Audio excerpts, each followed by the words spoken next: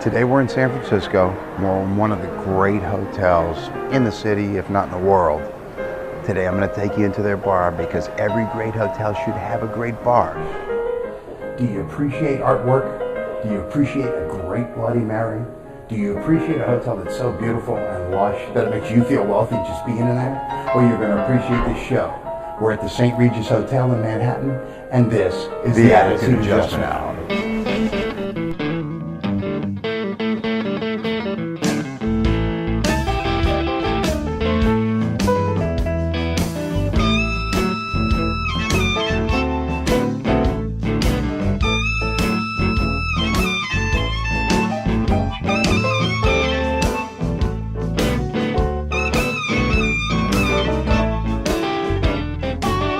When you talk about lavish hotels, you can't make a list without including the spectacular Palace Hotel in downtown San Francisco.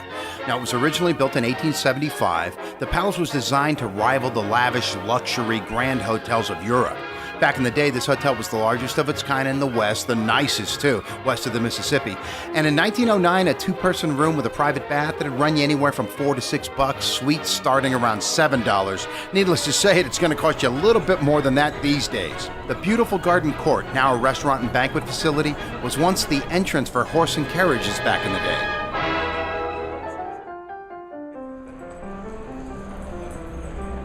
Okay, so we're here at the Palace Hotel. Sheraton owns it. It's a Sheraton Palace. It got destroyed in the 1906 earthquake, but they rebuilt it. It's a beautiful hotel. You saw that garden court, fantastic setup.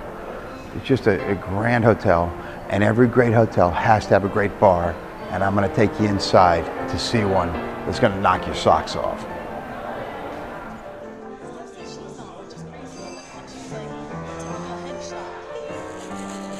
Nope, this isn't some private club you're looking at. Welcome to the Palace Hotel's Pied Piper Bar. With its upscale clubby interior, wood-paneled walls, chandeliers overhead, it's definitely a beautiful spot to have a cocktail. And why the Pied Piper? Well, check out the mural behind the bar. You can't miss it. After the 1906 earthquake and fire, artist Maxfield Parrish, famous for his fantasy and storybook character paintings, was commissioned to paint the 16-foot mural, The Pied Piper of Hamelin, just for the hotel's reopening in 1909. The price he charged at the time? $6,000. The painting was recently valued at over $2.5 million. The Pied Piper's cocktail menu leans towards the classic as well as some of the new classics. Plenty of martinis to go around, that's for sure. Everything made with high-end liqueurs and liquors and freshly made mixers and juices. They got a great bar menu, some fantastic cocktails. So I asked the bartender, hey, give us something that's going to really evoke what the Pied Piper Bar is all about. And he suggested two things. Right now they're doing, Mad Men, AMC's great show. It's got Grey Goose, Macallan Scotch with a lemon twist. I'm about to try that. And Shirley's having the Emperor Norton. Emperor Norton's the quirky old man from before 1900s. He used to walk around and he just crazy bastard. He was the self-proclaimed Emperor of San Francisco and the protector of Mexico. This guy was a nut. But anyhow, he's one of the colorful citizens in San Francisco, and that drink has Stoli Orange, Amaretto, and pomegranate juice. You know this thing's got to be good. So anyhow, here's my martini. Let's go. Ooh, that's good. So the Scotch float, it just gives a little bit extra to the vodka. I really like it. Lemon twist. Ooh, there's the booze right there. Nice Mad Men.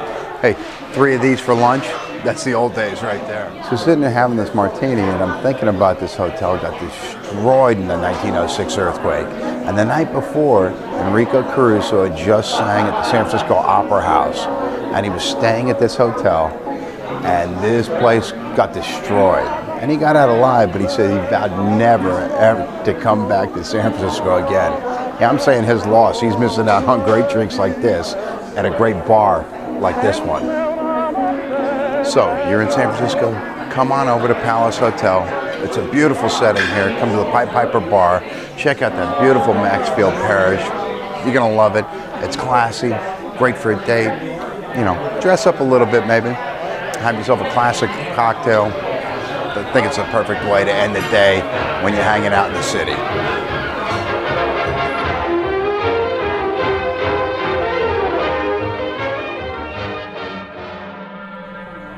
Carnegie, Vanderbilt, Rockefeller, Astor, you've heard those names of the wealthiest of wealthy, American aristocracy actually, people that would never be caught dead socializing with the likes of me, whatever, feelings mutual. That said, back in 1904, Colonel John Jacob Astor IV, he wanted the common folks, well, common folks that had a few bucks to spare, to be able to lodge, wine and dine like the hoi polloi. So at the corner of 55th Street and 5th Avenue, he built the beautiful St. Regis Hotel.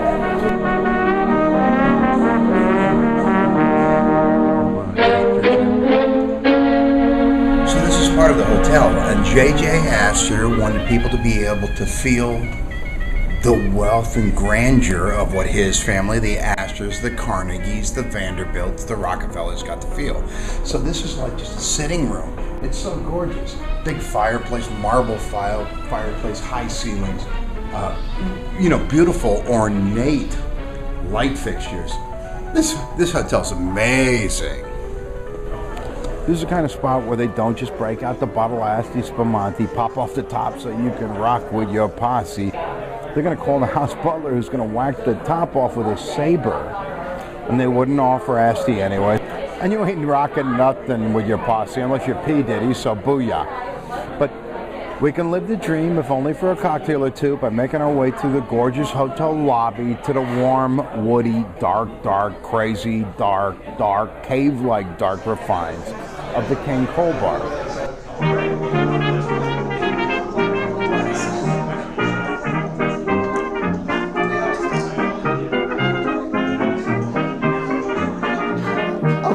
So I would say, needless to say, this is one of those beautiful, lush, dark bars. I mean, the wood is beautiful, dark mahogany all around. This place, I mean, can you see me? Anybody? Hello, I'm here. So, name of the bar is King Cole Bar. I'm not sure why. Oh, okay. Beautiful Maxfield Parrish painting. Now, this is a lot like the Palace Hotel in San Francisco with the Pied Piper.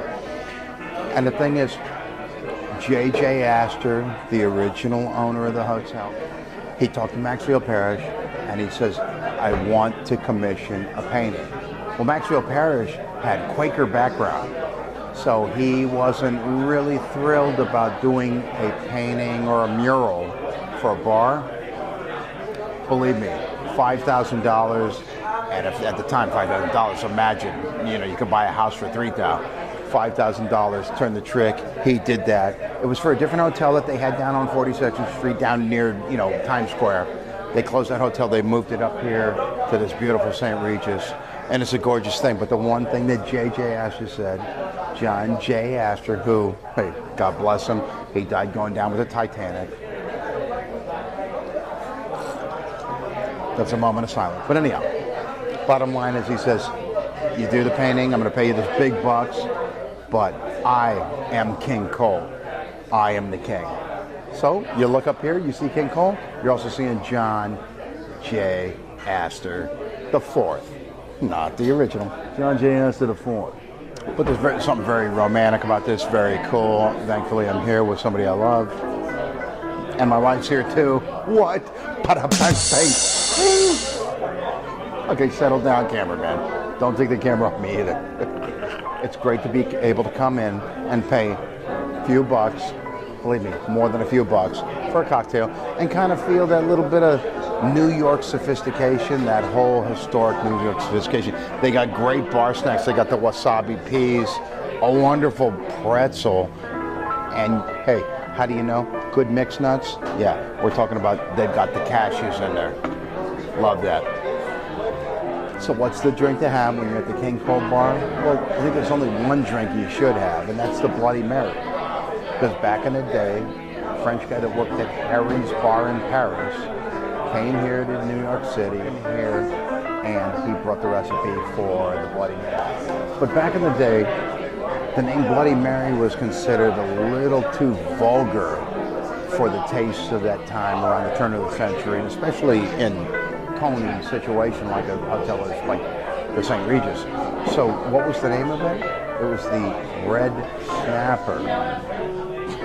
Bloody Mary was too vulgar, but Red Snapper wasn't? Okay, whatever. The thing that the bartender brought to this from the recipe that was in Paris, he put hot pepper sauce. He put Tabasco in it. And beautiful drink. Hey, I'm keeping that swizzle stick. Gorgeous. Let's try this.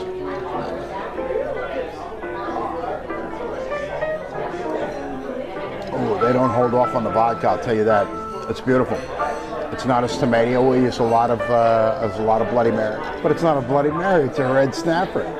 That's right. Actually, our waiter came over and you know, Shirley was saying, "Well, I don't know that I want a Bloody Mary." No, he says, "Have the Snapper," and it's a beautiful drink. You're here at the King Cole Bar. You have a Red Snapper. So here's to the St. Regis. Here's to J.J. Astor the Fourth, and here's to the Red Snapper. And the bartender, the French bartender that brought it over to New York. Cheers, everybody. You can catch the show either at AAHour.com or on Facebook. Look for AA Hour. You can follow me on Twitter. I'm Den Cruz, DENCRUZ, all one word. And I love your feedback and suggestions. Email me at AAHour@yahoo.com. So hopefully I've lubricated the thought process for you a little bit. I'm Dennis Cruz, and thanks for joining me on the Attitude Adjustment Hour.